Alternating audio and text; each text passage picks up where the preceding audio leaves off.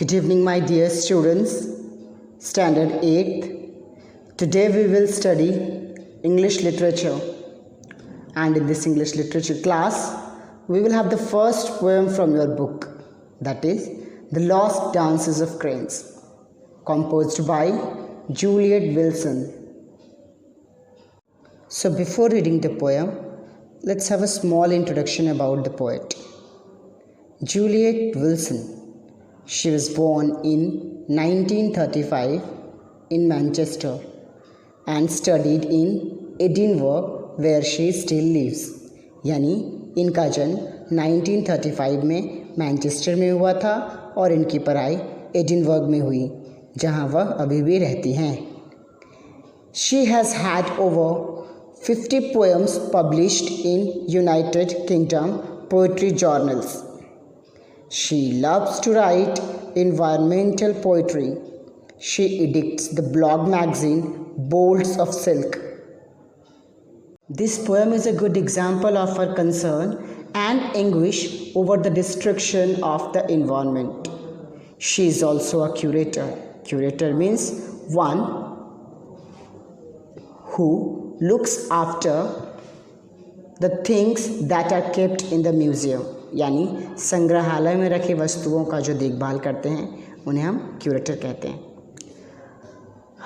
And as I have told you one more thing already is that कि this poem is a good example of a concern and anguish over the destruction of the environment.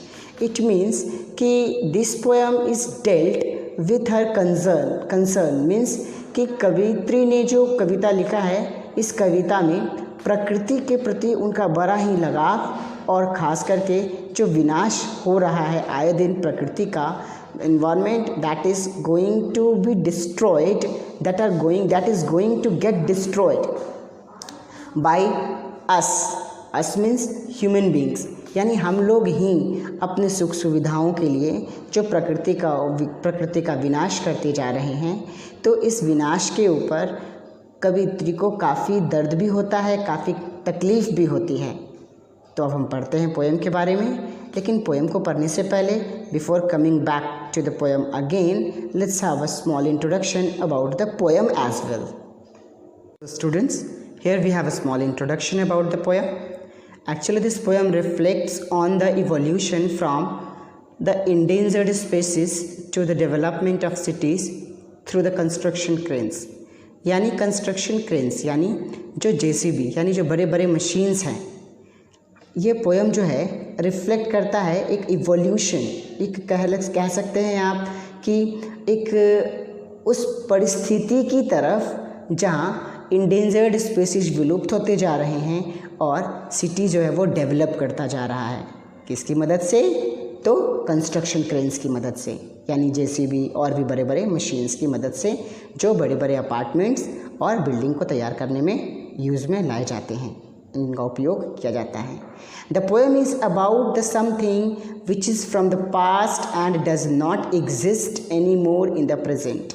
और यह poem जो है वो कुछ चीज़ों से, कुछ ऐसी चीज़ों से बिलोंग करता है, बताता है जिसके बारे में जो हमारे पास्ट में तो थे, हमारे भूतकाल में तो थे, लेकिन आज प्रेजेंट टाइम में वो एग्जिस्ट नहीं कर पा रहे हैं या समाप्त होते जा रहे हैं. It discusses about the expansion of the human desires to expand the land which diminished the forest. कहने का मतलब कि यह पोएम जो है एक ह्यूमन डिज़ायर के एक्सपेंशन को भी बताता है. ह्यूमन डिज़ायर के एक्सपेंशन कहने का मतलब हम अपनी सुख सुविधाओं के लिए जो वनों का नुकसान करते जा रहे हैं, यानी पेड़ों की जो कटाई करते जा रहे हैं, उनके अडेप्टेशन के अकॉर्डिंग टू अगर जगह नहीं होगा तो वो विलुप्त हो जाएंगे. तो इट इज़ सेड दैट कि it discusses about the expansion of the human desires to expand the land which is diminish the forest. और यह जो पोएम है वो ह्यूमन डिज़ायर के एक्सपेंशन को भी बताता है जो कि लैंड के एक्सपैंड के कारण, यानी ज़मीन की आवश्यकताओं के कारण जहाँ बड़ी बड़ी इमारतें तैयार हो सके, सिर्फ उनकी वजह से अच्छे फॉरेस्ट जो है वो समाप्त होते जा रहे हैं, यानी पेड़ों की कटाई होते जा रही है, जिससे जानवर भी अब बहुत सारे प्यारे प्यारे जानवर विलुप्त होते जा रहे हैं, इंडेंजर्ड होते जा रहे हैं। The poet makes connection of the construction cranes to the words they resemble each other in lankiness physique. Lankiness means physics, यानी something that seems same in physical nature, यानी देखने में जो लगभग एक जैसे लगे। The poet makes connection of the construction cranes to the words as they resemble each other in lankiness, यानी जो देखने में एक जैसे ही लगते हैं।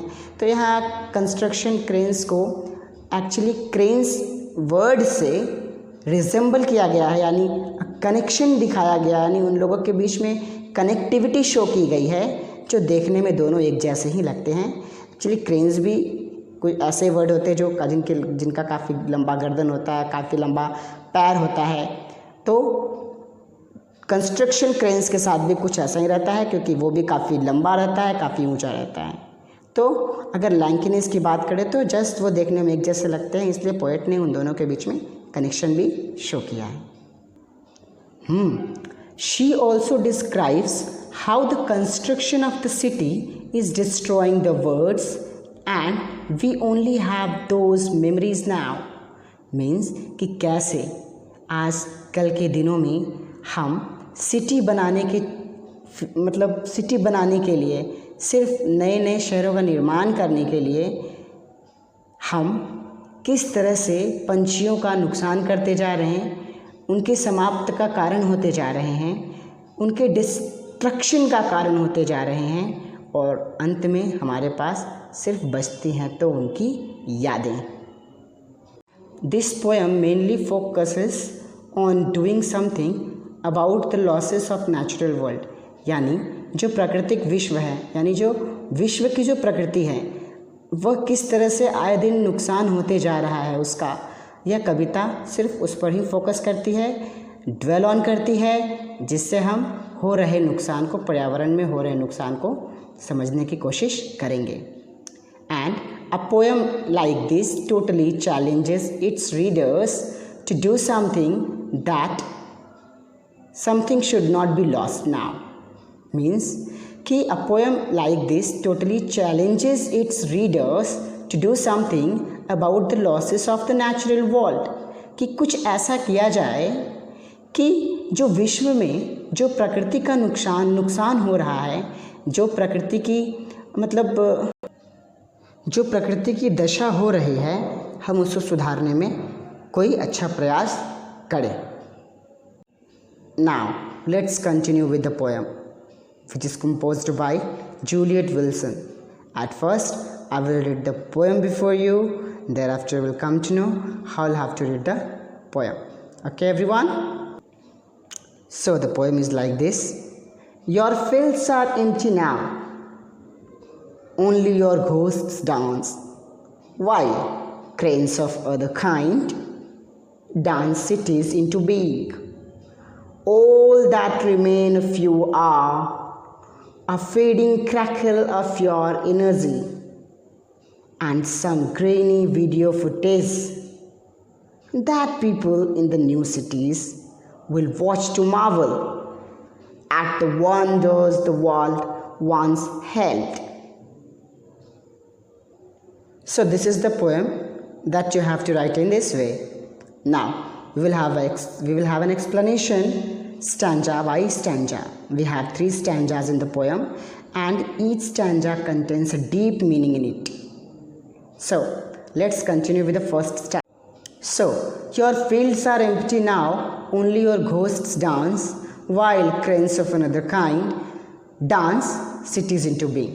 यानी जो क्रेन्स जो डांस किया करते थे तालाब के किनारे आकर, पेड़ पौधों के किनारे आकर उनके नीचे झूमा करते थे, अब वो क्रेन्स जो हैं वो नहीं रहे। ओके, और अब जो है उनके जगह पर उनके घोस्ट आ गए, यानी देखने में तो वो बिल्कुल क्रेन्स के जैसे ही होते हैं, लेकिन ये क्रेन्स का काम होता है सिटी को तैयार करना, बड़ा अपार्टमेंट बनाना, बिल्डिंग को तैयार करना। सो this was the explanation of the first stanza. Once again I am repeating, your fields are empty now, your ghosts dance, while cranes of another kind dance cities into being. यानी पहले के जो cranes थे वो तो झूमा करते थे, नाचा करते थे, डांस किया करते थे और खूब मज़े किया करते थे। तो अब वो क्रेन्स जो हैं वो नहीं रहे और उनका जो फील्ड है वो एक बैरन लैंड हो गया है, जिस पर अब एक नया क्रेन्स आ गया है। नए क्रेन्स आ गए हैं, नए क्रेन्स मतलब बड़े बड़े मशीन्स आ गए हैं जो सिटीज़ बनाने का काम करते हैं। यानी वो भी झूमते हैं, वो भी नाचते हैं, लेकिन उनका काम जो होता है वो बड़ा इमारत तैयार करना, बड़े बड़े नगरों को तैयार करना। So this was the first stanza's explanation, यानी this was the first stanza that has been explained now. Now we'll come to the next stanza, and in this stanza we'll read like this: all that remain of you are a fading crackle of your energy and some grainy video footage. Means कि अब जो तुम्हारे पास बचे हैं, अब जो बचे हैं वो सिर्फ रिमेन्स हैं, तुम्हारे रिमेन्स हैं। कहने का मतलब अब कुछ बचा कुचा है, ऐसा नहीं है कि पूरी तरह विलुप्त हो गया, एक्सटिंक्ट हो गया, लेकिन अभी भी कुछ थोड़े बहुत बचे हैं। तो क्या बचे हैं? हाँ, लेकिन वो भी मुरझाते जा रहे हैं, यानी फेड करते जा रहे हैं। तो क्या फेड करते जा रहे हैं? Crackle of your energy. यानी जब आप क्रैकल्स करते थे, यानी बहुत सारे वर्ड्स ऐसे होते हैं जिनका साउंड, जिनकी वॉइस सुनने में आपको बहुत अच्छी लगती है, आनंद मिलता है, आपको प्लीजरनेस मिलता है, खुशी मिलती है, हैप्पीनेस मिलता है। तो वो सारा हैप्पीनेस जो है वो धीरे धीरे फेड करता जा रहा है। और अब जो बचा है, कुछ बचा है, ऐसा नहीं है कि नहीं बचा है, कुछ उनके ऑडियो क्लिप्स बचे हैं जिनको आप वीडियो फुटेज में देख सकते हैं। सो all that remain of you are a fading crackle of your energy and some grainy video footage. कहने का मतलब अब जो आपके पास बचा है, कुछ रिमेन्स जो बचे हैं वो हैं जो क्रैकलिंग जो साउंड जो मेड किया जाता है, यानी साउंड जो क्रिएट किया जाता था क्रेन्स के द्वारा, उनका बस आवाज़ ही बचा है, जो एक ऑडियो क्लिप में आप सुन सकते हैं कभी जब आपका मन करे। और कुछ ग्रेनी वीडियोस भी बचे हैं, वीडियो फुटेज भी बचे हैं, जो आप इंटरनेट के सोर्स से या किसी भी वीडियो सोर्स से आप लिंक से आप देख सकते हैं, शेयर कर सकते हैं। तो my dear students, actually stanza number second यानी सेकंड स्टैंजा में पर्सनिफिकेशन जो एक फिगर ऑफ स्पीच है जिसका यूज़ किया गया है। पर्सनिफिकेशन कहने का मतलब होता है व्हेन यू पर्सनिफाइड समथिंग, तो दैट इज़ कॉल्ड पर्सनिफिकेशन। सो यहाँ पर यू का मतलब पर्सनिफिकेशन फिगर ऑफ स्पीच का यूज़ किया गया है। तो यहाँ पर यू कहने का मतलब क्रेन्स। तो कहा जाता है, पोएट कहती हैं क्रेन्स के बारे में कि all that remain of you are a feeding crackle of your energy and some grainy video footage. So this was the explanation for the second stanza, and now when we will come to know about the last stanza, it says that people in new cities will watch to marvel at the wonders the world once held. Means कि जब जो नए cities बन जाएंगे, जब नया cities यानी नए नगर जब तैयार हो जाएंगे, जब नया शहर तैयार हो जाएगा जहाँ बहुत सारी इमारतें होंगी, जहाँ पर बहुत सारे लोग होंगे, तो वो जो है तुम्हारे वीडियोस को देखकर, यानी कहने का मतलब जो क्रेन्स हैं उनके वीडियोस को देखकर, उनके नेचुरल वीडियोस को देखकर मार्वल करेंगे, यानी बोलेंगे वो मार्वलस वीडियो का, वो मार्वलस होंगे, यानी वो आश्चर्यचकित होंगे। दे विल वंडर, वो सोचेंगे कि क्या सच में विश्व में यानी इस पूरी दुनिया में कभी ऐसे प्राणी थे, कभी ऐसे पंछी देखे गए थे। So in this way poet Juliet Wilson explains her feelings, explains her anguish or concern regarding the loss of the cranes. So that's why the topic of the poem, you can say, or the title of the poem, the lost dances of cranes, is kept by Juliet Wilson. So students, this was the explanation for the last stanza. I will repeat it once again. that people in the new cities will watch to marvel, यानी कभी कभी बहुत सारे आज भी जब हम YouTube पर या किसी भी वेबसाइट पर या किसी भी लिंक को जब हम ओपन करते हैं, देखते हैं, तो हम उसमें कभी कभी बहुत सारे आश्चर्यचकित वस्तुओं को भी देखते हैं जो अब इस दुनिया में एग्जिस्ट नहीं करते हैं, नहीं रहते हैं। जैसे हम डायनासोर के बारे में पढ़ते हैं, जैसे बहुत सारे वर्ड्स, जैसे वल्चर्स भी अभी बहुत कम देखने को मिलते हैं, क्रेन्स भी अभी कम देखने को मिलते हैं। तो आखिर इसका रीज़न कौन है? इसका रीज़न हम हैं। हम लोग ही सिर्फ अपनी सुख सुविधाओं के लिए, just for the pleasure of ours, we destroy the home of all the living animals, all the wild animals, beautiful and so many attractive animals, species. And that's why the poet says that people in the new cities will watch to marvel, यानी जो नए शहर में जो लोग रह रहे हैं वो देखकर आश्चर्यचकित होंगे। क्या देखकर आश्चर्यचकित होंगे? at the wonders the world once held, यानी कि विश्व में भी कुछ आश्चर्यजनक प्राणी देखे गए थे, जिनके वीडियोस को वो देखेंगे और सोचेंगे, और सिर्फ सोचेंगे ही, क्योंकि तब तक तो बहुत सारे जानवर विलुप्त हो चुके होंगे। तो उस सिचुएशन में हम क्या करेंगे? बस सोच ही सकेंगे, है ना, और मार्वल करेंगे और सोचेंगे इस वंडरफुल वर्ल्ड के बारे में सोचेंगे और इमेजिन करेंगे कि how it would be at its time, यानी यह अपने समय में कितना प्यारा, सुंदर और आश्चर्यचकित लगता होगा। So this was the explanation for the last stanza students. I think you all have understood this poem stanza by stanza. But still, if you're having any confusion, you can leave your comment in the comment box. And if you understand the poem in a well manner, so you should go through the entire exercises related to this poem. You should read the poem in a proper manner. You should know how to read it, as I have read the poem before you.